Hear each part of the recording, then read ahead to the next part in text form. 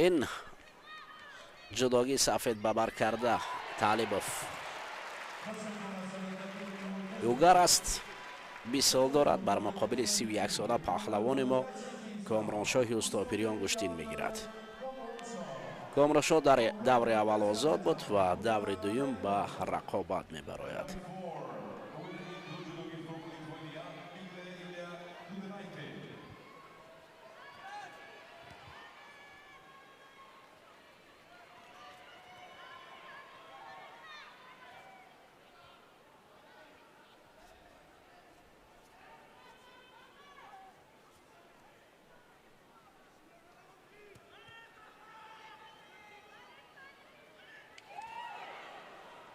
حالا با قول دیگر استاتیستیکا را نشان میدهند. در اینجا او تجربه‌ای که برای کامرانشاه نشان دادند خیلی زیاد است.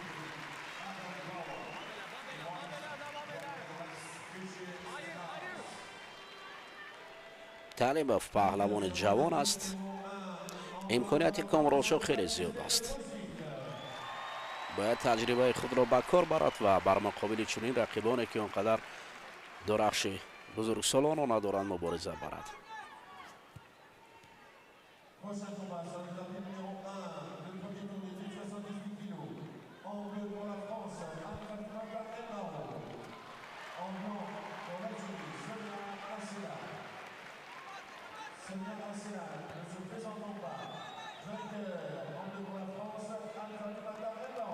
در حالت کمیکتا فقط نبرد است. حالا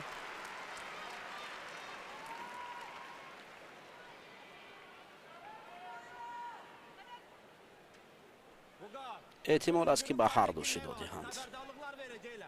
با پهلوانی آذری طالبوف داخل کردن انگشت داخل آستین کامرانشاه شده است.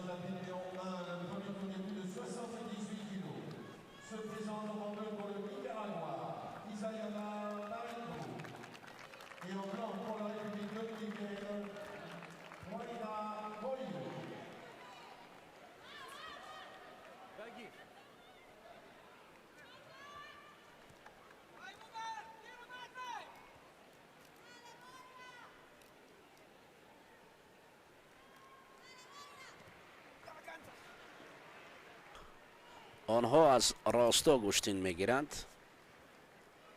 وگر طالبوف بار دوم از جانب رفری با شده نشان داده می شود و برای کامرانشاه امکانیت است که همان ملکه خود را به کار برد.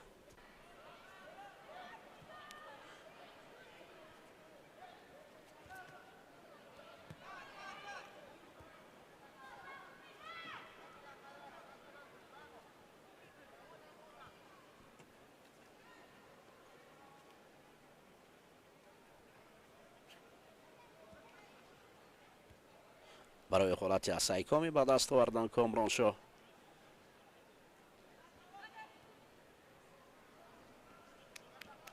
کوشش میکند.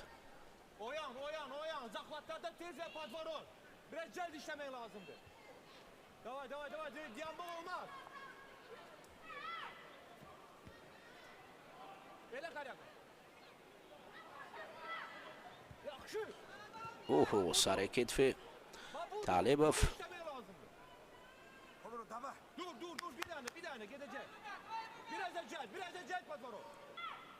قدر خطر نداشت. به هر حال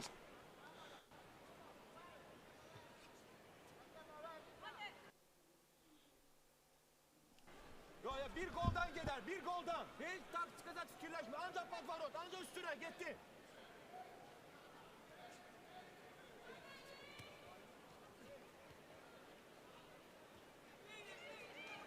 Yakşı. Yakşı. Bir de. Bir de Gagaş, bir de. Hiç ne fikirleşme. Diyandığı haberdarlık vereceğiler. Diyanmak olmaz. Atakalar fikir ver.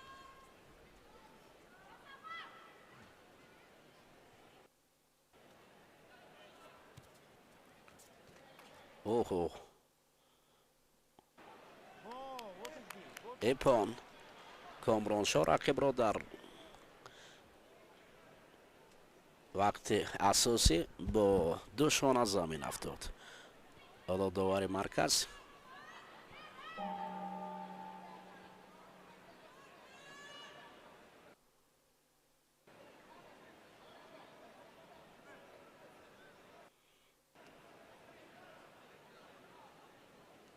تصدیق میکند.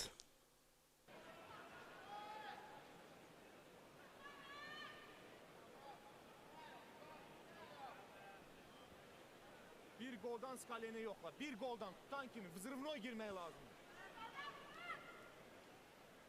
Patlayışla getir. این امتیاز را بازپس میگیرند و گشتین ادامه مییابد.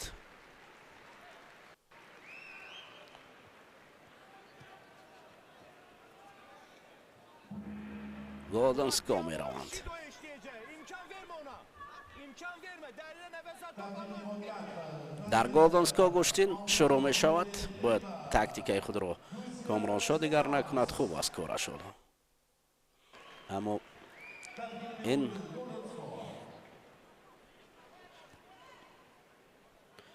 نقصان تکنیکی همان. اوه Bir de.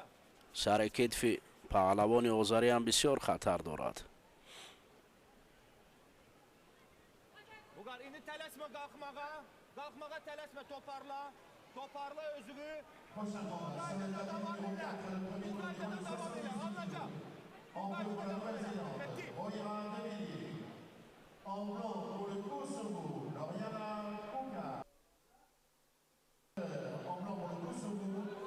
نقصان تکنیکی بعضا وقت در این نبرد برای ما خلل میرساند، وگرنه این نبرد بسیار خوب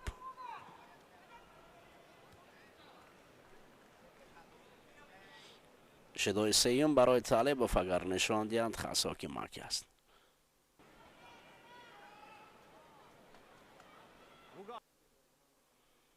Yorulup görsək mi?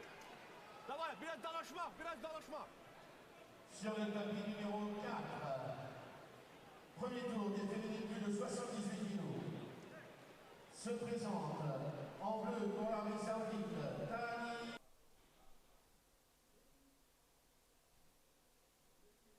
Tani Simonetti.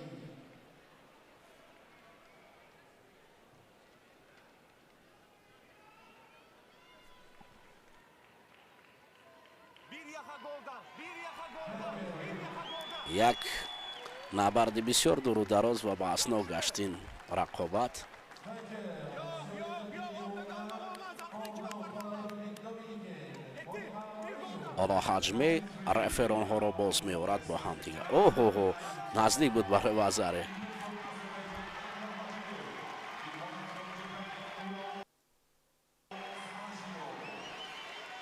باید پای را رها کند کامرانشاه و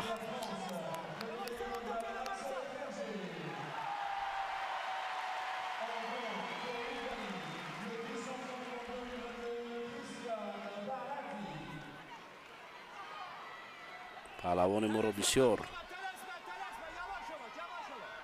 Derine nefes al, toparla. دور و دراز کشیدن رقابتش را، وگرنه احتمال است که شیدای سیم را هم نشان دهند. طالبوف خسته است. Ele özü. Ya!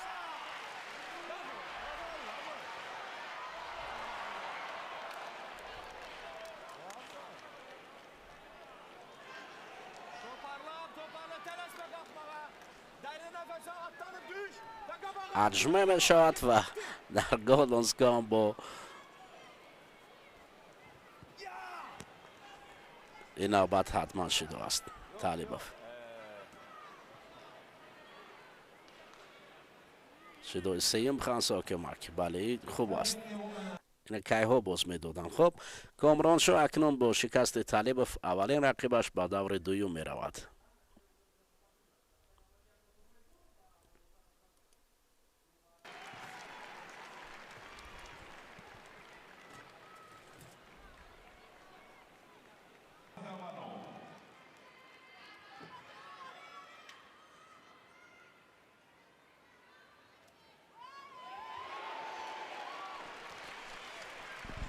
хуб дӯстони азиз, дар гилеми рақами 2 гранд-слами пурис баъд аз чанд лаҳза варзишгари мо ҳунарнамоӣ мекунад муқобили варзишгар аз Испания, ки ӯ тавонист ки дар даври аввал варзишгар аз Канада ва дар даври дуюм варзишгар аз Гурҷистонро аз садри роҳ канор бимонад ва устопирён бошад. Нерӯсанҷиҳоро дар ин мусобиқа аз даври дуюм оғоз кард ва дар он давр варзишгари озариро мувоҷиҳаи шикаст гардонид. Акнун нерӯсанҷие, ки мо интизораш будем ва албатта ки идомаи кори устопирёнро дар ин мусобиқа ҳаллу фасл мекунад, ҳамин аст.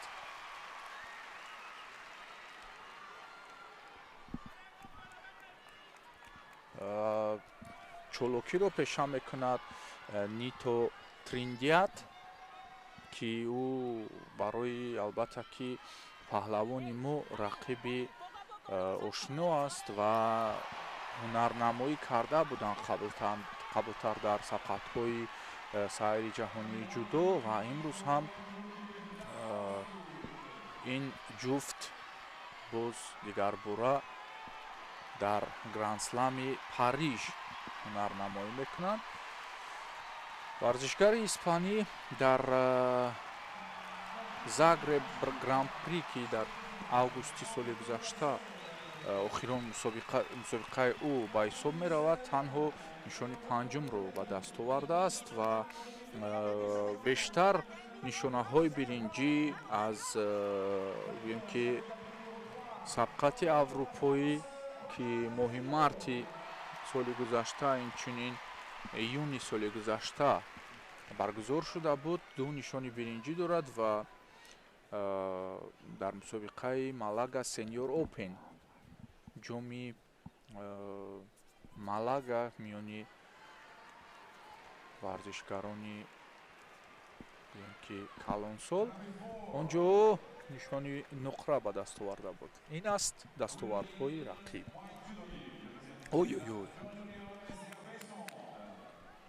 ҳолати хавфнок.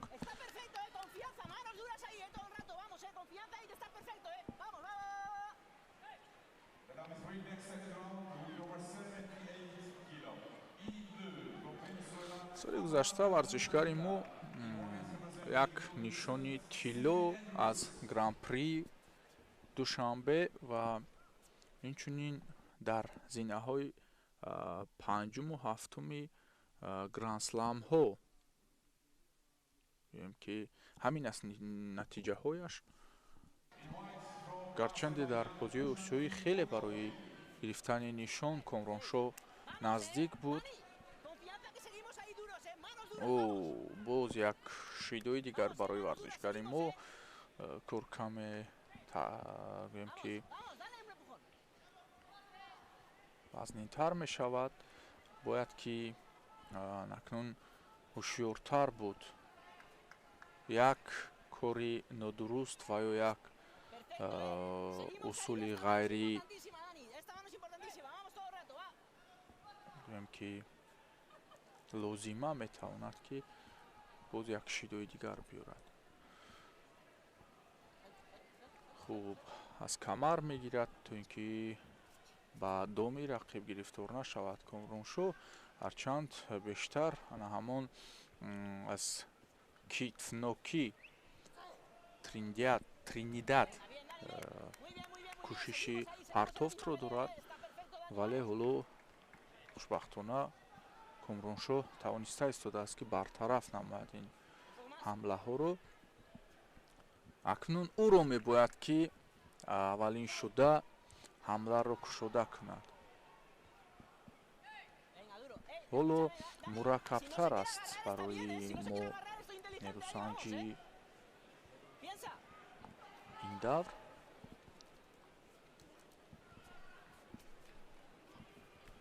хуб, беҳтарин аст. ин пойзаниҳо албатта ки барои найранг бозӣ ва ана ҳамон кушода кардани роҳ барои партофте ки бисёр истифода мекунад Комроншо. Сари зону нишастааст, гӯем ки паҳлӯ ва ё аз китф муваффақ мегардад, вале на инҷо таъмои наги истифода кард Нито, вале ин ҳолати ногувор барояш ҳамин шидуро бахшид. хуб, камтар аз 30 сонияи дигар рақобати ҷараён дошта вақти асосӣ дорад ва баъдан голден скор мешавад. Акнун фишор барои аз хат берун кардани рақиб ҳам ой тобиш меёбад инҷо. ҳамаи қуввату гӯем ки вай доштаашро сарф мекунад Комроншо, вале ҳоло боз идомаи ин рақобатро хоҳем дид ва голден скор.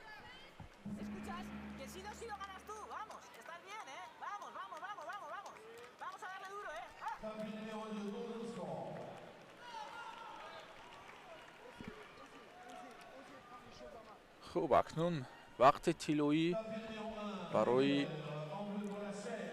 ғолиб намудани яке наздиктар аст ва инҷо шидо бошад.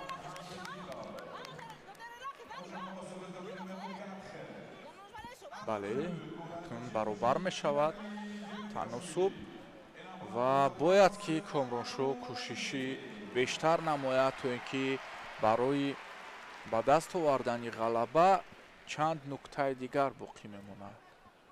Наздик аст воқеан. Акнун рақиб гӯем ки аз пешдаст буданаш ки дар лаҳзаҳои аввали нерӯсанҷӣ ҳамон тартиб гӯштин мегирифт, ақибнишинӣ мекунад ва кӯшишҳои бештари Комроншоҳро инҷо мо мушоҳида мекунем. метавонад ҳамин кӯшишу ғайрат дар наздиктарин муҳлат ӯро комёб гардонад.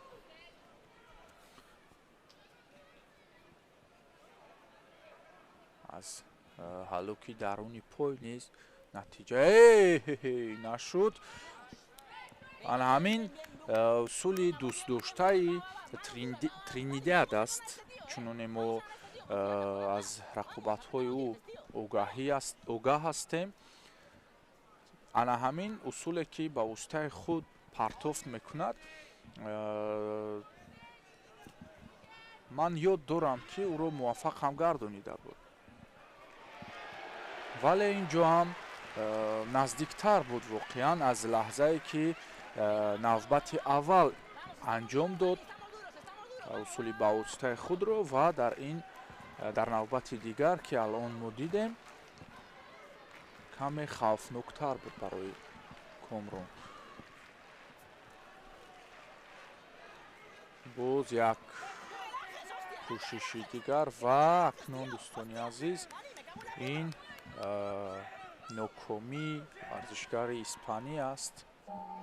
боз як шидои дигар барои хати майдонро гузаштан. ба ҳамин тартиб устопириён роҳ мегирад ба даври 4-1 ниҳоӣ.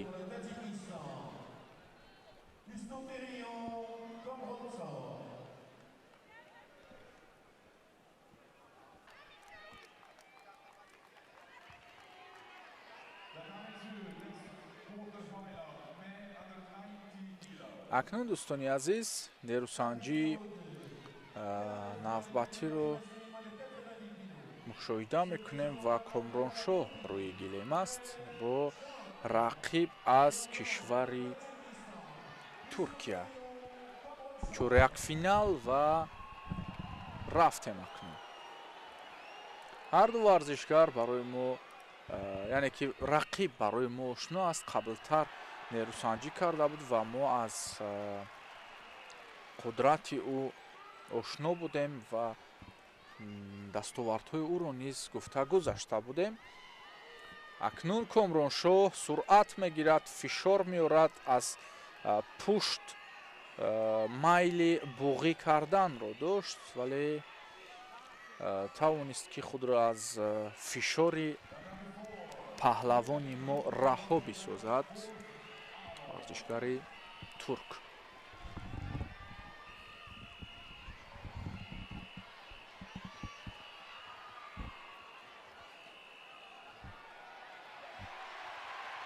акнун фишороварӣ инҷо аз ҳарду ҷониб аст.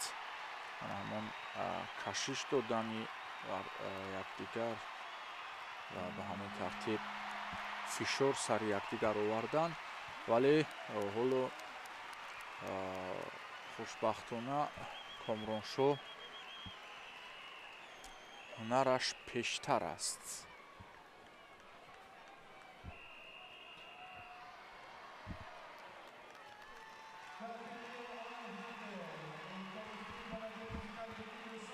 албатта инҷо контроли хубе дорад ва бояд ки барои як ҳолати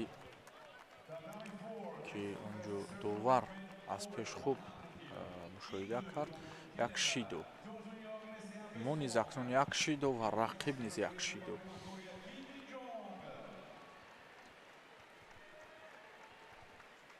ба ҳеҷ ваҷ набояд ки ақибнишинӣ намуд ва акнун Комроншоҳ меҷӯяд ана ҳамон роҳ, ана ҳамон гиреҳи бастаро кушода гардонданӣ аст ва аз ҳар ҷониб роҳ мегирад. мутаассифона барои аз майдон берун шуданаш боз як шидои дигарро соҳиб шуд. набояд ки истодагарӣ кард.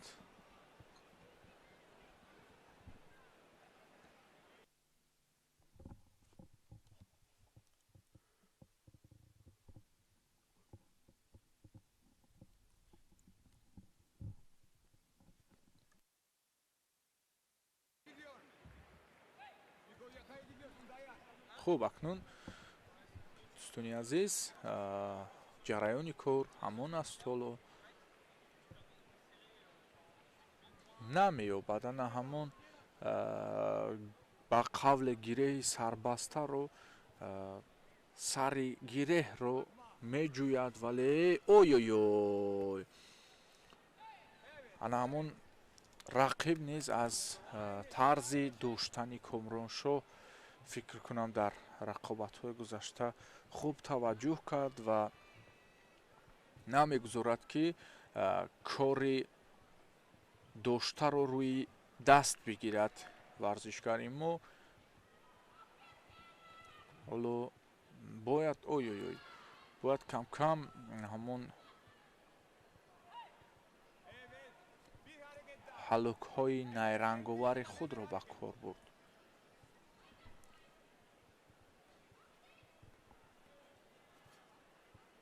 акнун як пойзанӣ, як кӯшиш буд, вале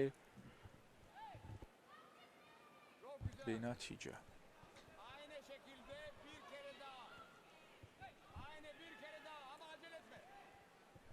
хуб, тавсияҳо аз ҷониби сониясанҷи гангро мо шунидем.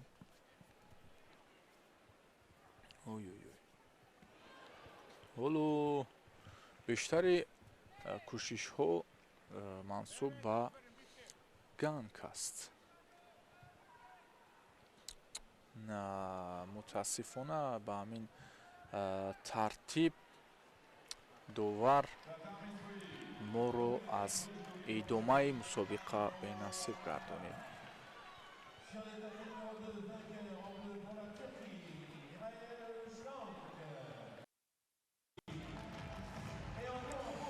дӯстони азиз, расид ҳамон марҳилаи як шонсе ки барои Комроншоҳи Устопириён барои идомаи рақобаташ дар ин мусобиқа ва ин навбат дар марҳилаи тасаллубахш устопириён бо Маркус Найман, варзишгаре ки кишвари Шветсияро гӯем ки намояндагӣ мекунад ва баъд аз гузаштани ин марҳила Комроншо метавонад бо ҷуфти Ганг ё ин ки Рафаэл Македо барои ба даст овардани нишони биринҷӣ мубориза бибарад. оғози нерӯсанҷии устопириён ва Найман аст.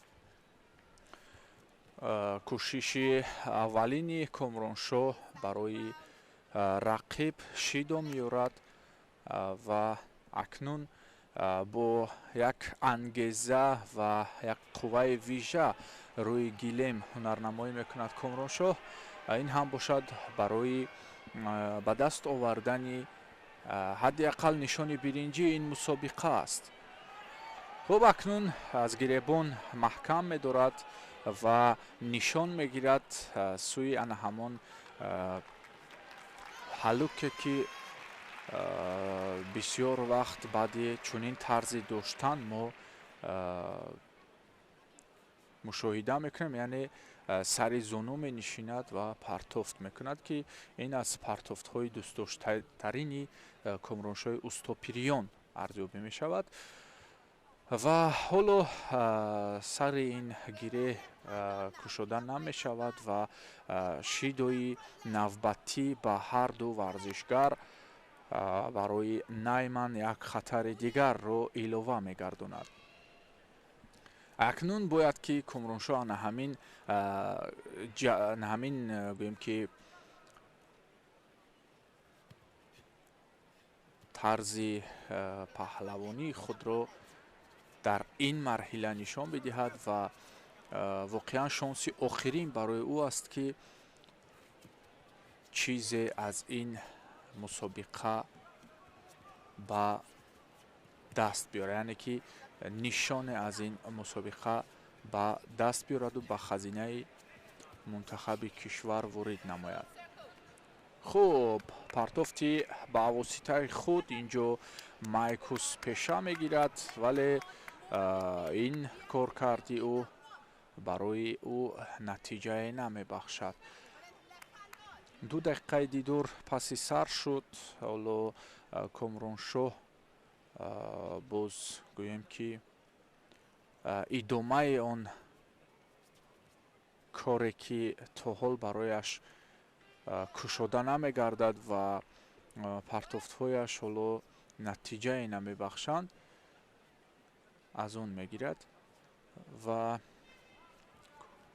кӯшиши навбатӣ аз ҷониби рақиб маҳкам медорад гиребони рақибро Комроншо ва албатта ки ин контрол барояш муҳим аст ва набояд сар ба таслим дод. хуб, як гиребондории дигар аз ҷониби рақиб, вале инҷо акнун дӯстони азиз фикр кунам кор барои Маркус Найман ба интиҳо мерасад ва ба ҳамин тартиб акнун дӯстони азиз Комроншоро дар марҳилаи барои ба даст овардани медали биринҷӣ хоҳем дид. соати 21 ба вақти душанбе интизор бошед.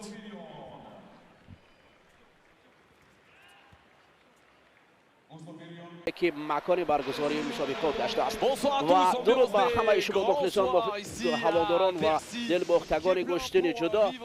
ما نبرد قهرمانان جهانی گشتن جدا را انکترش گرند اسلم پاریس را که برابر با قهرمان جهان است روی بسیار هم دیدنی و شایسته است پیشکش شما می‌گردانیم. انکترش از پهلوان خود کامرانشاه استاپریان با میزبان نبرد 31 سال دارد. پهلوان با کامرانشاهی استاپریان در رده‌بندی جهان 19 است. 22 ساله پهلوانی که در رده‌بندی جهان 26 قرار دارد. بار اول هید تو هید میگویند روبرو میشوند به حیث رفری ارلندو کروز زمانی که این نبرد را حکم است. میرویم دوستان عزیز با معرفی جفت به طور مشخص.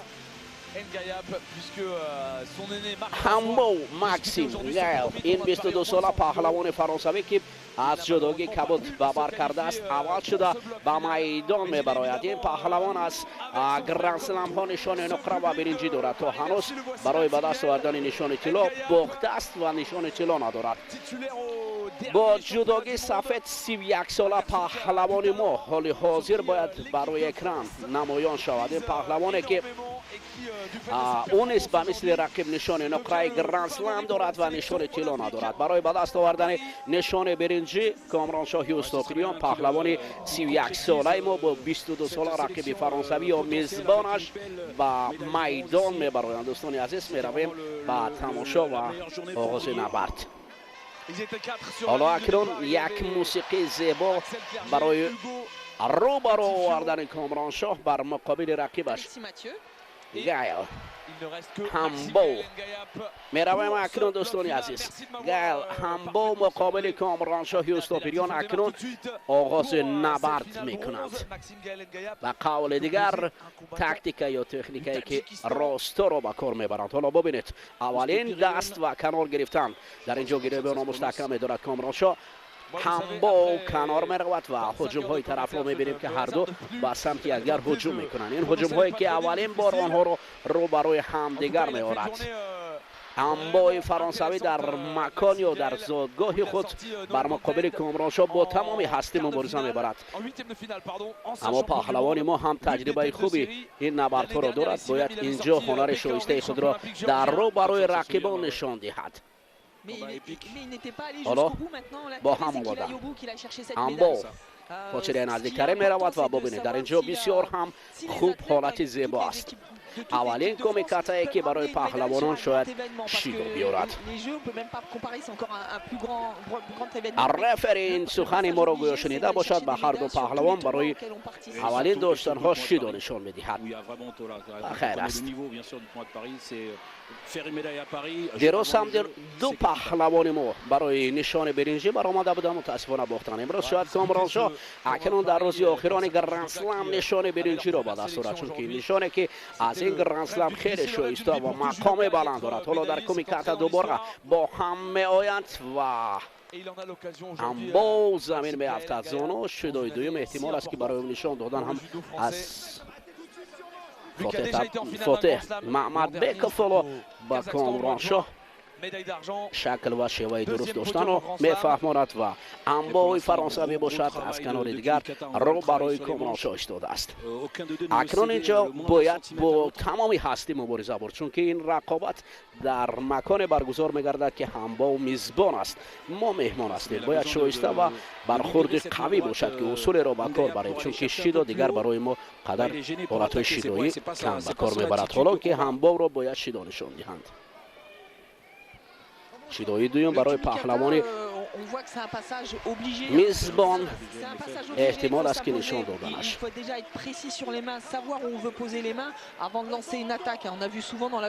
رفری حالا خاموش است، چون گفته های بالا باید ما در اینجا با هر روشی یا راهی نباشد باید ما با چنگال پلنگانه مبارزه بریم، چون که دیگر برای ما اینجا حالت برابر بودن. همبو اولین وزاری که من فکر میکنم این وزاری قدر شباهت نداشت، ولی داور مرکز شیطابان این وزاری را اینو با وزاری بگذاری کرد. بگذار این حالت را دوباره برای ما تکرار نشان بدهد تا کجا این حقیقت بود. دست داخل است، دست داخل است.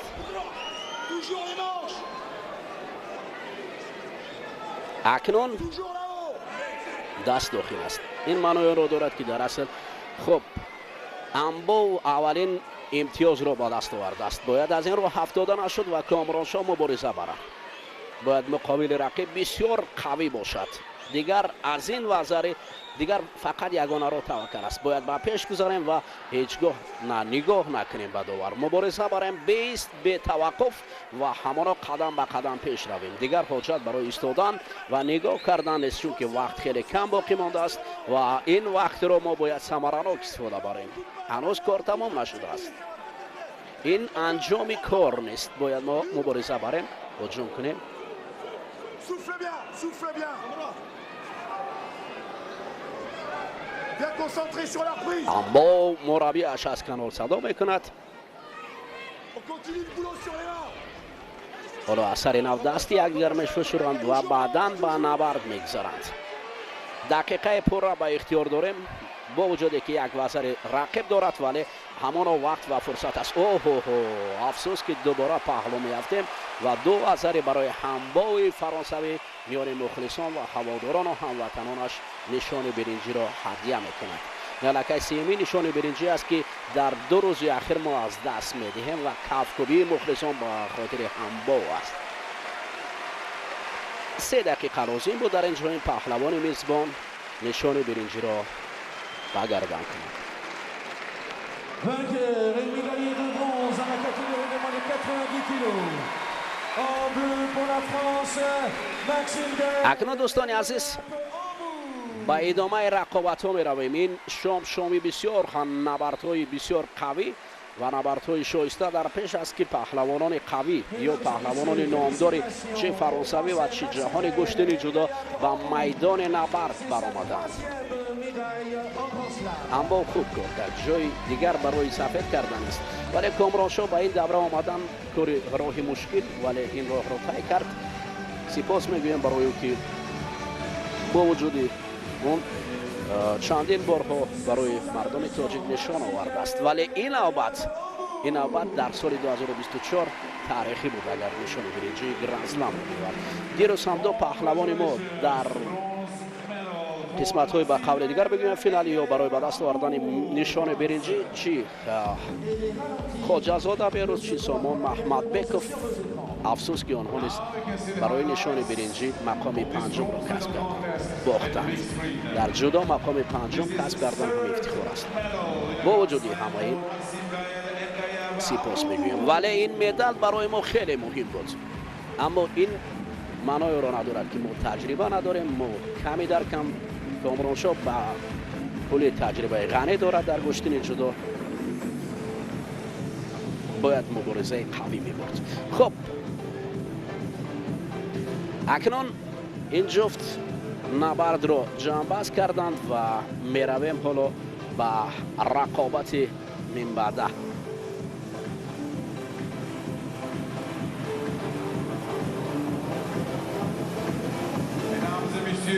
Maxime Bell, Engayem, Hambourg.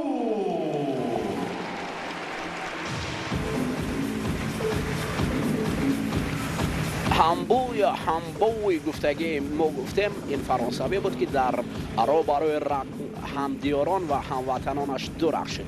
اکنون